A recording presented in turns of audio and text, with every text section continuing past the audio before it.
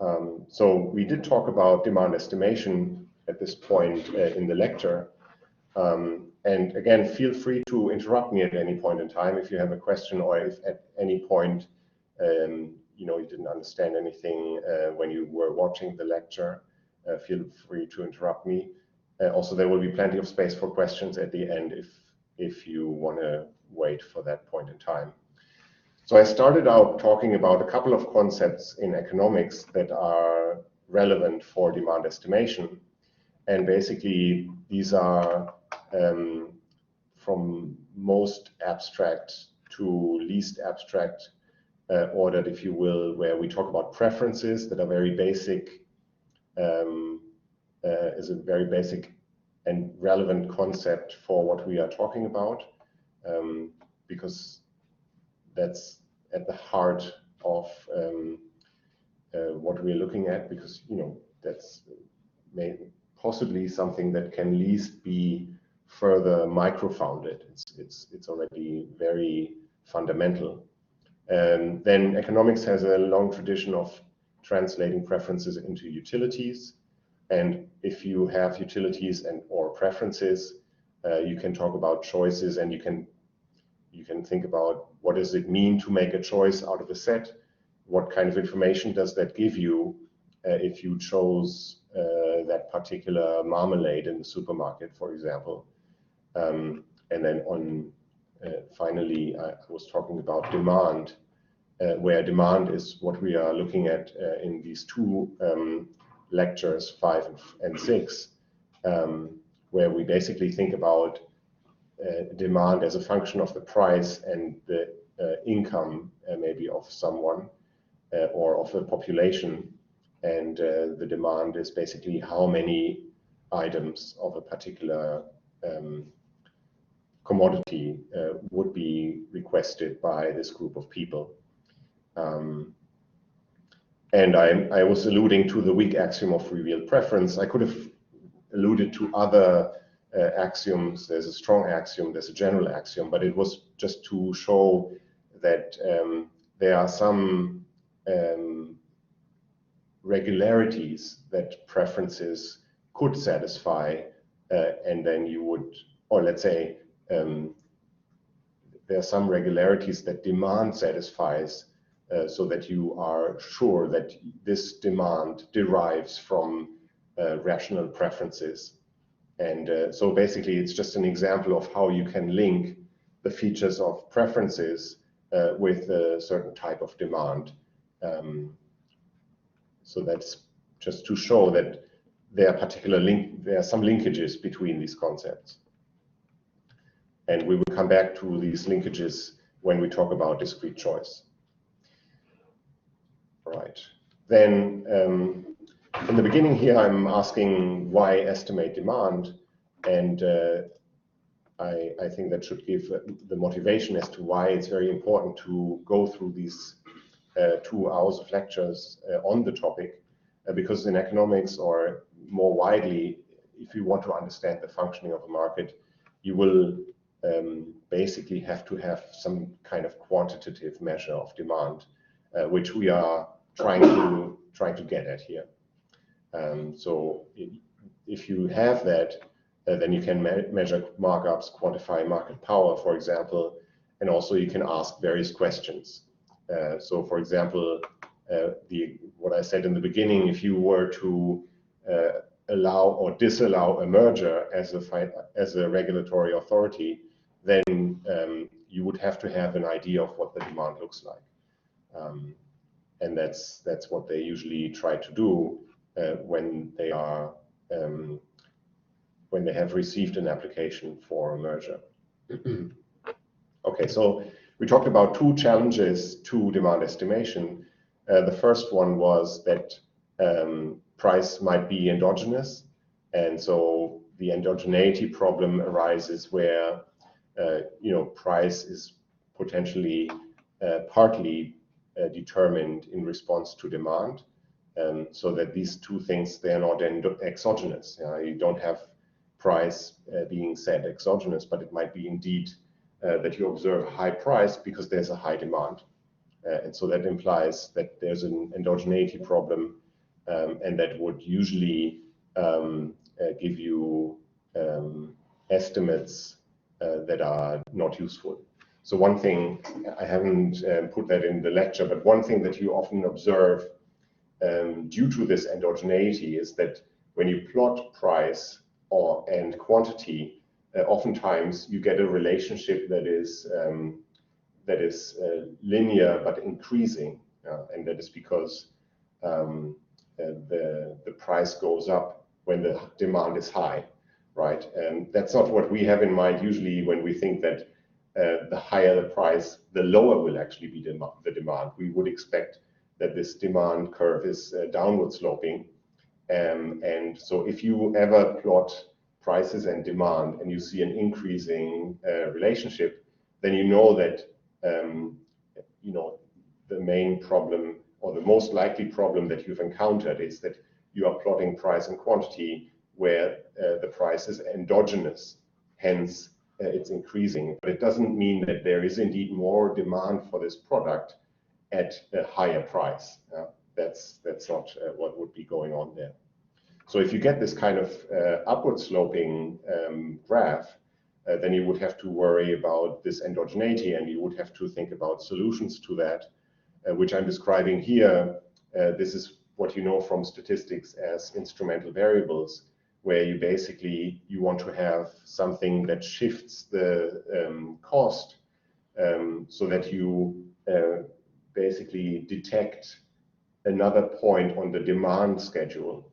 And that is why these things are called cost shifters. So you want to, if we think about an equilibrium between cost and supply, you want to have something that shifts the cost, but it leaves the demand unchanged. Okay, and in that case, when you do this kind of exercise, you are doing nothing else than an estimation with instrumental variables.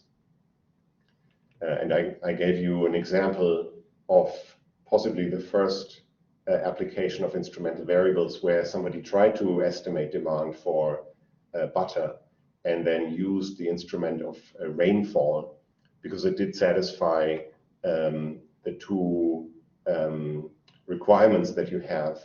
You would want to have an influence on the supply because the rainfall determines how much, in this case, milk, I guess, would be around. But at the same time, it's unlikely that the rainfall determines the demand magnitude. Rainfall, if you will, is an input into butter in that case. And so in other examples, currently input prices would be common instruments for this particular purpose. All right. Then the secondary challenge was related goods, which is basically to say that goods generally are not necessarily independent. So you can often see relationships between goods in the form of substitutes and complements. And if that is the case, then just trying to explain the demand of a particular good by looking at its characteristics and its price might only capture half of the story. So here, this suggests that if there are a lot of substitutes and complements that are relevant, well, you would possibly have to take that into account as well and track those products, prices, characteristics, and so forth in order to then be able to estimate demand for the one good that you're interested in. And this is basically something that we will look at when we talk about discrete choice, because discrete choice models derive demand from utility maximization. And so we are relating to something more fundamental, and from there we can predict market shares or demand in general on the basis of the characteristics of the product. And we don't necessarily have to look at all the products differently, even though they might differ only in small by a few characteristics and in small aspects. So you could say I derive utility not from these different products, but I derive utility from bundles of characteristics. So, and once you understand how the characteristics, what could it be, horsepower in a car, how that translates into utility, then you might be able to predict choices of a whole range of cars if you know their horsepower. Okay, but that's what we are getting into next time. All right, so here we are then at the first application where I showed you, in terms of the big picture, I showed you demand estimation with a linear regression without instrumental variables, without taking discrete choice model approach.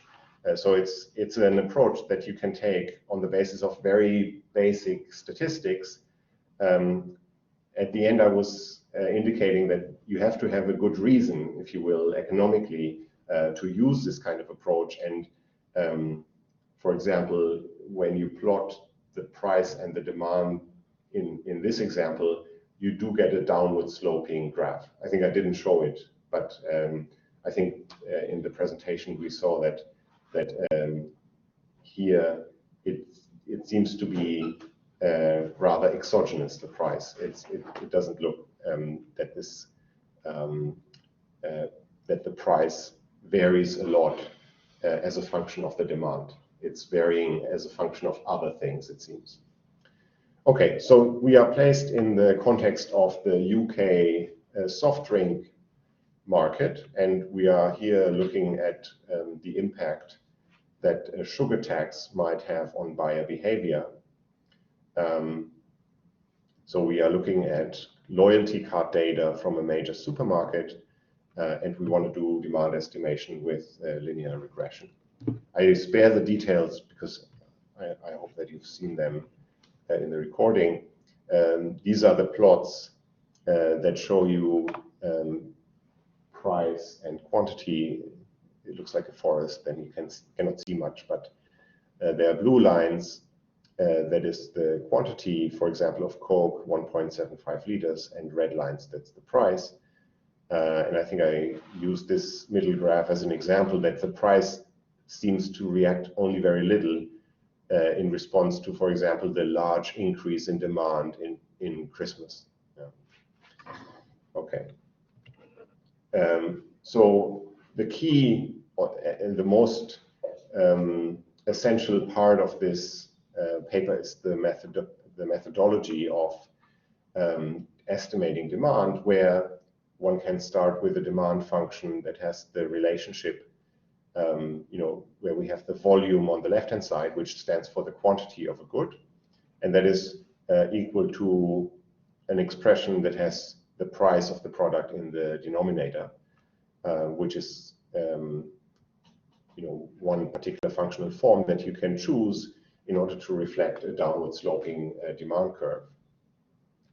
And I showed you in the discussion of this how you can start with this demand function and then step by step transform it into something that looks like a linear regression, where you have on the left hand side the log of the volume, on the right hand side you have a constant. You can have prices as independent variables. They have a coefficient alpha j, and then there's a time trend, there are Christmas week dummies, and there's an error term. Okay, so this is how you translate this demand function into a log linear regression, which you then you just use OLS in order to estimate that and get estimates of alphas, betas, gammas. Any question at this point or any comment? Okay. Right. So the task of the paper, and I mean, it might be a task that you will be confronted with, that once you understand demand, you would like to understand the demand in a different situation, right? Initially, we talked about counterfactual situations. If you do a merger analysis, you can actually manipulate the ownership structure in the market and then see how that changes prices and welfare. And here we want to talk about a counterfactual that, at least prior to the introduction of the tax, we haven't seen yet. So we would like to know what happens to the demand if we increase the price by the tax. Okay, and that is presented down here. Once we have estimates alpha hat, beta hat, and gamma hat, we can then predict the volume for all sorts of situations, in particular for the situation where the price has now been increased by this tax. Yeah, so that's the exercise that they've been going through. And here we have the results that show you the estimates of these coefficients. We have the alpha coefficients in terms of the coefficient for the log price, and these are given here. They are mostly negative, which is what you would expect if you have a downward sloping demand curve. And if you look at the Christmas week dummies, they are all significant and positive because of the large increase in demand over Christmas. And there's a time trend. So if you control for all of these factors, there's a little bit of a time trend that indicates that these strengths have seen lower demand over time. All right. And then what they did basically was to, on the left-hand side, predict the change in volume once the tax is imposed. And here there were different groups of customers. And on the right-hand side, they have the benefit of having collected data after the tax was imposed. So here on the right-hand side, you see the actual change in volume. And you see that in terms of the magnitude, I think as I discussed in the recording, the magnitude is not too badly predicted. Interestingly enough, the actual change is more homogeneous across groups than what was predicted. I think that's quite interesting. But the magnitude seems to be well predicted. And then, once you do a demand estimation without instrumental variables, without discrete choice modeling, then you would basically, if you wrote a paper like that, you would be asked, why can you do that? Why do you think that you don't have an endogenous price? And that would be because maybe price changes are exogenous to the demand because they are due to contractual obligations, or there might be other reasons for changing price that have nothing to do with demand. And one indication for that would be, on the one hand, when you plot it, your demand function is downward sloping, and that there are hardly any price reactions to strong Christmas demand, for example. And then the secondary challenge, we are looking at one good. It was a composite good, so there have been a couple of goods that were taken at the same time. So that includes related products, but the outside good is not modeled.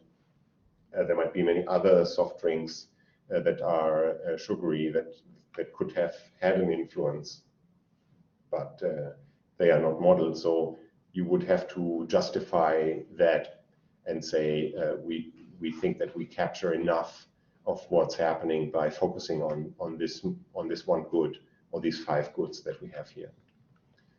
And then depending on your application, you will likely not have the benefit of the comparison after the fact. So here the data that we observe on the right-hand side, the actual change, it is basically one way to validate your method by saying that you did fit the magnitude of change quite well. All right. So yeah, that's what I talked about in the first recording. Any comments or questions from your side? Let me also take a look at the other crowd. And so I would be happy to clarify anything or answer any questions about this. Also, I would like to know, if you think that this was too superficial, or if it was too technical, please let me know so that I know a little bit where to go in the future with my lectures. But any comment or any feedback on this, any question would be very welcome to see how you think about this method, about this application, or anything related to it.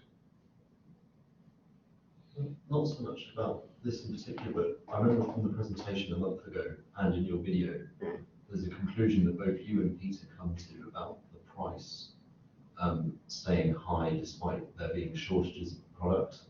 And I seem to remember both of you say that if they're running low in supply, they increase the price to keep it on the shelf. Right. That isn't actually legal. Right? That is price gouging, and it isn't legal. And I don't actually think it happens that often, or even at all. Okay. That was something I think that Andrew mentioned, the owner of the data set. I used to work in this kind of field in supply with supermarkets, and that kind of stuff doesn't really go on. Okay. But if you observe it, I mean, maybe it does, but that's an interesting question. So that's an interesting question. I know too little about this. When I look at the data here that I pointed out, it does seem to be the case from that. There are periods where the price, as you say, increases for no reason. Yes, exactly. Yeah. And I also, looking at this, there are some questions that I have about this, but and maybe we can come to that as well, but on that question, there is a very tiny reaction that one could potentially interpret into the data, because maybe in 5% of the supermarkets, one of these products have run out and they responded to it with the price. But yeah, that's about all that I could say about it. Whether that really happens, also it would be a tricky timing, I guess, to increase the price just before you see that it has run out, right? So it requires a lot of information on the side of the supermarket as to when to exactly do that. Yeah. I mean, they know, of course, what they have in stock and all this. Forecasting is quite good. Yeah. From memory, from the ones we worked with, it's 4 to 6 weeks. So it almost seems pointless in effect to increase the price when they know they might have supply coming in anyway. Right. But I can see how from that isn't the conclusion that one. Does this include sale price or just like full sale? Is it only full price items, or like, for example, Tesco's will having like the multi-pack deal? Does that include this price? Is that the price difference? It does include these advertisement kind of prices or some kind of deals. I mean, what I also find puzzling is that if you look at the pattern in the price, I would have thought that in terms of the time that the deals would be those small periods, which I think might be 1 or 2 weeks. Yeah.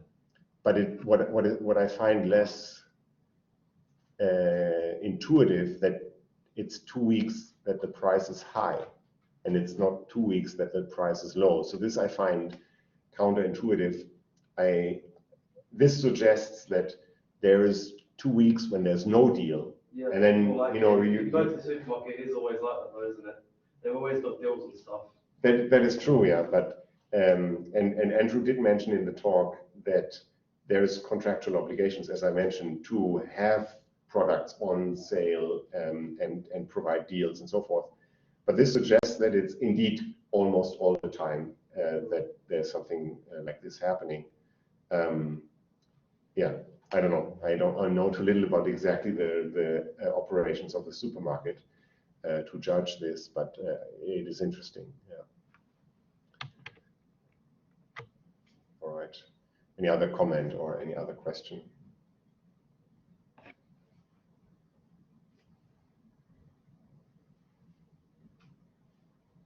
Maybe just a tiny follow-up on this being illegal. Sure. It seems that it's the most natural thing that you could possibly do with as an enterprise, as a supermarket, right? If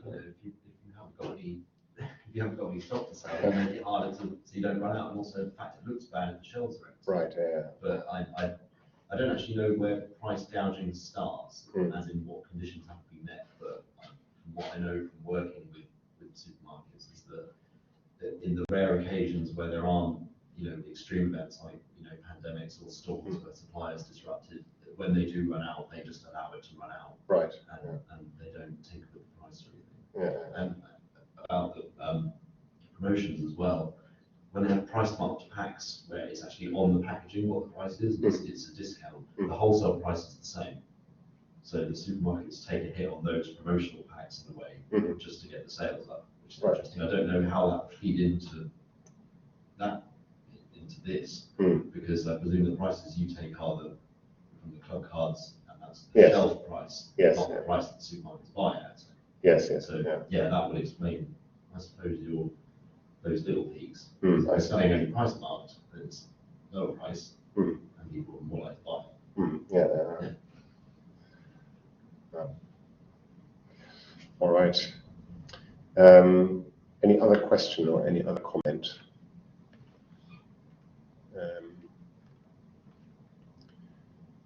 All right.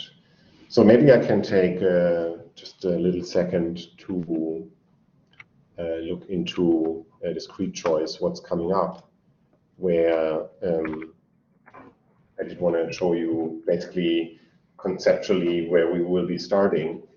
We will be starting with what is called limited dependent variables, meaning that you might have a variable that is not continuous, and you see the realization in its detail, but there might be some sort of filter. There might be some kind of mapping in the sense that you don't observe everything, but you might observe only something binary about reality, if you will. So I'm showing you that because it allows us to think about discrete choice more generally, and then after that we will zoom into what we are interested in, which is discrete choice, where if you choose between two products, for example, that if I record your choice, the data will be binary, meaning it has either A or B, right? So it's not going to show anything else.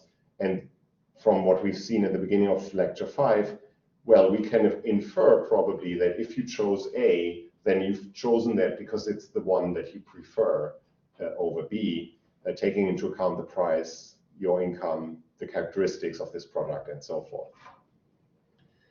And we have a couple of different types of limited dependent variables, and what this will be or is where we have a purely discrete response.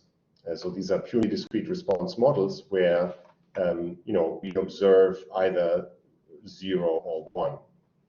And what is interesting is that we will be able to talk about what's going on behind the scene. So in your valuation of products A and B, there has to be something that makes you choose A or B. And that will be modeled by this latent dependent variable, which is called, in this case, YS star. So YS would be your choice, which is 0 or 1, let's say. And then YS star is assumed to be a latent variable that is determining this choice. So we will eventually think about this as a utility. And in this setup, you can think, if your utility from this product is higher than a constant threshold, then we assume in this model that you buy it, and your YS would be 1, so that I observe you choosing that good. And if this latent dependent variable was not high enough, then I would observe you not choose the good, because YS star is below this threshold. So that would be that will be one way that we will look at discrete choice, because it is indeed that if I observe you in the supermarket, I don't see your valuation, I don't see your utilities, I don't see your preferences. I only see that you've chosen this product over a number of other products that would be maybe very close substitutes, and that's the information that I can work with. So that's the information then that would be reflected in this discrete response model. There are other models that have this feature that, there's things going on in the background, but we see only a part of it. So if you think of models with censoring or truncation, for example, you might see everything that's going on as long as this latent variable is greater than a constant, but you don't observe anything otherwise, right? So that could be if you look at wage data, and you might observe wages, but you will only see, of course, wages from people that are in employment. If you think, hypothetically, there are activities that people could be in that are not yielding enough surplus, or that are not productive enough, maybe you don't observe them in the official statistics because they will not be employed, because they don't generate, this activity doesn't generate enough benefits. So then there will be this idea that there might be these activities going on, but you don't observe them because they will not take place in an official employment relationship. So this is censoring and truncation, where the difference is that in censoring you just don't see anything, and in truncation you would observe them with a value that is not the true value, but it would be cut off. So if you if you then see, I'm not sure whether I find a good example now for truncation, but basically it's like a maximum, you attach a maximum value that will be recorded, but it could be any value higher than that. So it's not censored in the sense that this observation is missing, but this observation is recorded with a value that might be below the true value of the variable. And then there might be models with selectivity, where the existence of the data might be modeled by what we've modeled up here, by the threshold crossing of another variable that governs the availability of the data. So it's a little bit of a mixture between these two. But I don't want to go too far down these models. I just wanted to basically tell you that we are looking at limited dependent variables because there's only limited information in what we will be observing. And we will look at what's going on behind when we look at latent dependent variables, and that's what we are going to do with discrete choice modeling. All right, I will have to leave it at that. I'm already over time. Sorry about this. I will post the lecture during this week. We will resume again next week at the same time in the same spot in this room to discuss this lecture. And yeah, in the meantime, I haven't said anything about office hours or so. The best would be, if you have any questions, you want to discuss anything, just send me an email and we will arrange a meeting. Yeah, that would be the easiest, I think. All right, so thanks for coming, and I will see you next week. Yeah. Oh, we don't have that? Well, not with me this week. Sorry, you might have a lab this week with Mike. The first lab that we have together will be next week. Okay. Yeah. All right, so before I see you on Monday. Thank you. Thank you.